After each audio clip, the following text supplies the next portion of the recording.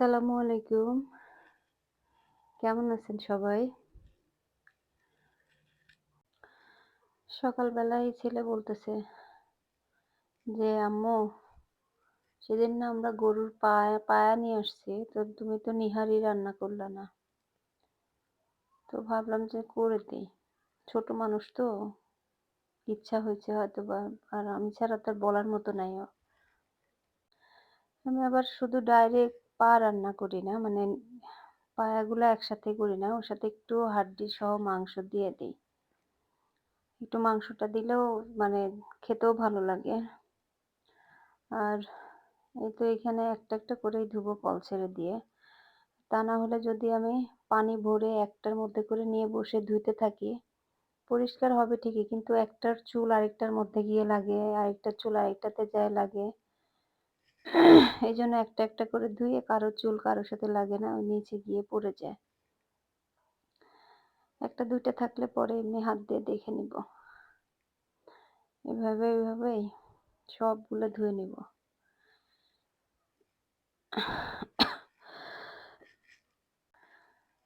কথা বলতে গেলে পুরা হাঁপায় যাই। এখানে সবগুলি ধোয়া শেষ। তো এই একসাথেই দিয়ে দিব। মাংসগুলাও ধুয়ে নিছি। এটার জন্য মাংস একটু বড়, বড় করে রাখছি। কারণ নেহারিগুলা বড়, বড় মাংসগুলো যদি ছোট করে দেই তাহলে একবারে হয়ে যাবে, সাবা, সাবা হয়ে যাবে। আর এটা অনেক সফট হবে কিন্তু ভাঙবে না।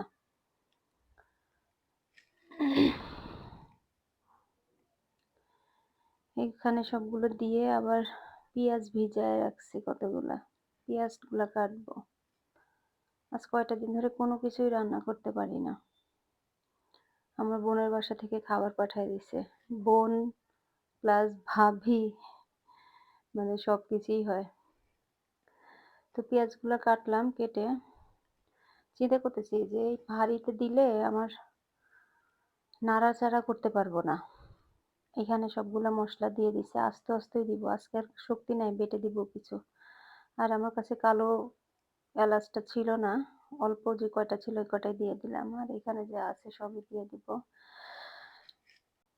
তো এইজন্য বড় হাঁড়ি একটা দিয়ে দিলাম। আর ওইটার মধ্যে দিলে আমি একদম নাড়তে পারবো না।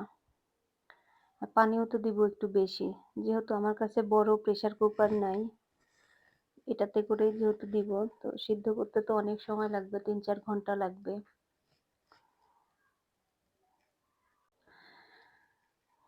হাঁড়িটা বসানোর সময় চুলাটা জ্বালায় দিয়েছিলাম।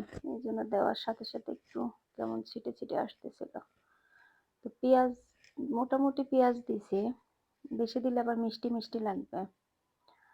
সব মসলাগুলাই দিয়ে দিব একটু, একটু করে।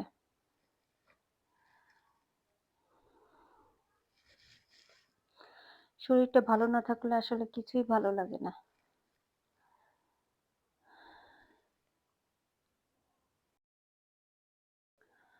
আজকে আর কিছু বাড়তে ইচ্ছে করতেছে না। একটু এলাচ বেটে দিলে ভালো লাগে। জিরাটাও বেটে দেই মধ্যে নিহারিতে। কিন্তু আজকে আর ভালো লাগতেছে না, বাটতে ইচ্ছা করতেছে না। শরীরে আসলে আমার শক্তি নাই।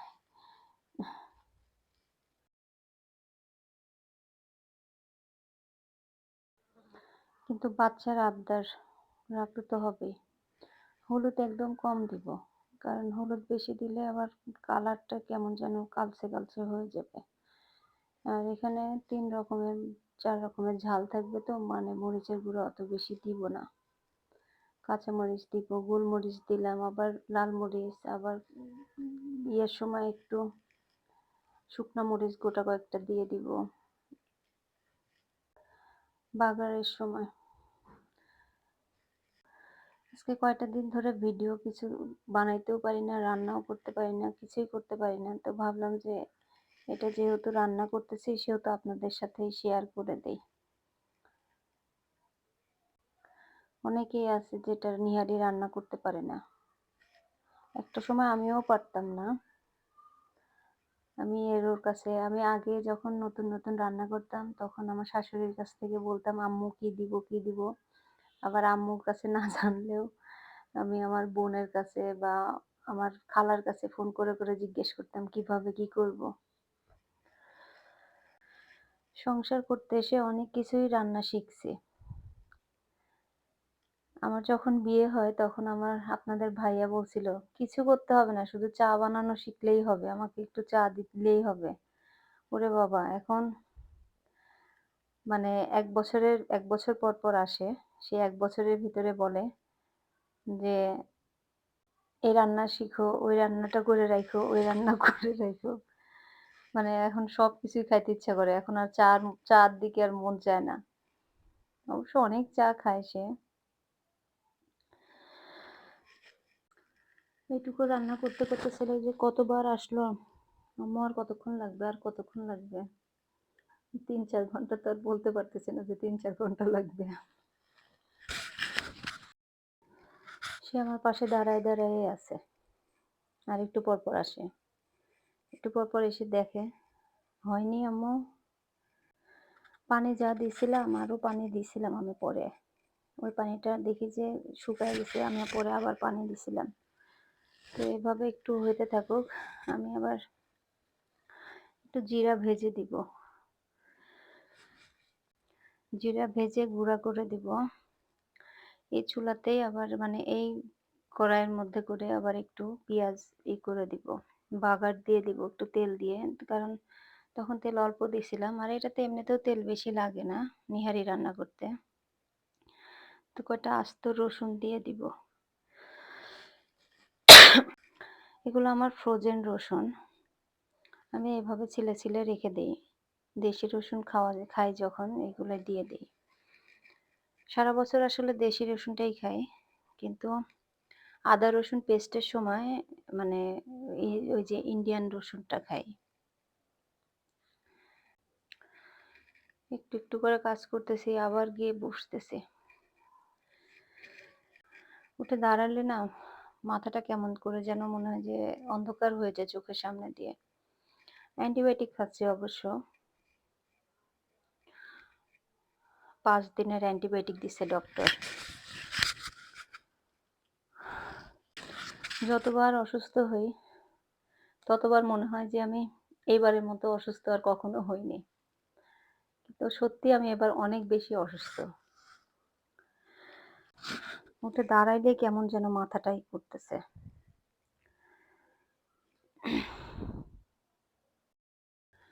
ছোটবেলায় আমি ৪ বছর ৫ বছর পর, পর অসুস্থ হতাম। মানে রেগুলার অসুস্থ হইতাম না। তো স্কুলে ফাঁকি দিব এখন। স্কুলে মানে স্কুল লাইফে মনে হয় আমার খুব কম অসুখ হইছে। একবার শুধু আমার ম্যাট্রিক পরীক্ষার সময় মানে আমি যখন এসএসসি পরীক্ষা দিব তখন আমার টাইফয়েড হইছিল। এই হচ্ছে আমার অসুখ। আর তাছাড়া আমি সবসময় বলতাম, "আল্লাহ আমাকে জ্বর দাও। যেন আমি ২ দিন স্কুলে না যাই।" মানে আমার স্কুল মিস হইতো না। কিন্তু মানে কোনো কারণ ছাড়া স্কুল মিস করবোই বা কি? কি কারণে? কিন্তু স্কুল মিস করতে আমার যে কি ভালো লাগতো। পড়তে হতো না। ওইদিন স্কুলে মানে টিচারের কাছে পড়া দিতে হতো না। কোথায় গেল সেই দিনগুলা? এর মধ্যে আবার ছেলের টিচার আসছে। কতগুলি ডিব্বা-ডাব্বা রাখছি সেগুলাকে একটু গুছায় ফেলি আর এখানে এটা হইতে থাকুক। আমার ছেলের টিচারটা অনেক ভালো। খুব ভালো একটা টিচার পাইছে। পড়ায় খুব ভালো। একটু সময় কম দিতে পারে, কিন্তু পড়ায় ভালো মাশাআল্লাহ। এখানে এগুলা হতে থাকুক। আর ওদিকে পাবনা থেকে আসার পরে ঘরটাও ঝাড়ু দিতে পারি না, ঘর ক্লিনও করতে পারতেছি না, কিছুই করতে পারতেছি না। এখন জানি না পুরাপুরি কখন সুস্থ হব, তারপরে ঘরবাড়িগুলা পরিষ্কার করব। কতগুলা কাপড়-চোপড় আছে সেগুলোও ধুইতে হবে। কালকে যদি একটু শরীরটা ভালো লাগে, আস্তে, আস্তে ১টা ২টা করে, করে ধুয়ে ফেলবো। পেঁয়াজটা হতে থাকুক, সে ফাঁকে আমি জিরাটা ফাঁকি করে ফেলি। আমার এই হামালদিস্তাটা নিউ মার্কেট থেকে কিনছিলাম। এত ভালো। আমার আমার জিনিস বলে ভালো বলতেছি না, মানে জিনিসটাই ভালো। সেই করোনার আগে কিনছিলাম ৳৫০০ দিয়ে। ৳৫৩০ না ৫০০ বা ৳৫৩০ এরকম নিয়েছিল।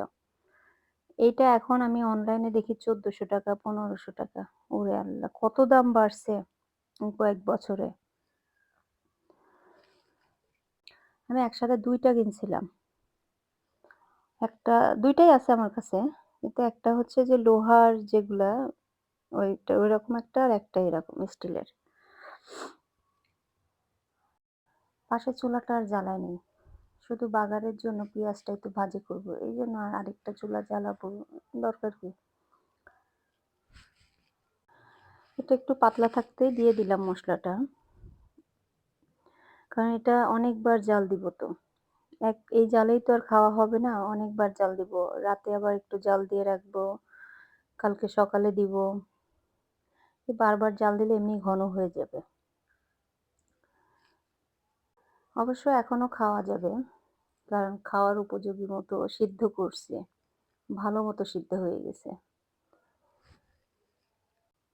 ভাজা জিরাটাও দিয়ে দেব গুঁড়াটা। দিয়ে বেশিক্ষণ করব না। একটু জালটা কমায় মানে আগুনটা একটু কমায় দিব। কমায়া তারপর আস্তে, আস্তে হতে থাকুক। এর মধ্যে আবার আজান দিয়ে দিছে। নামাজ পড়ব জোহরের। দুপুরের খাবারটাও আগেই রেডি করে ফেলছিলাম।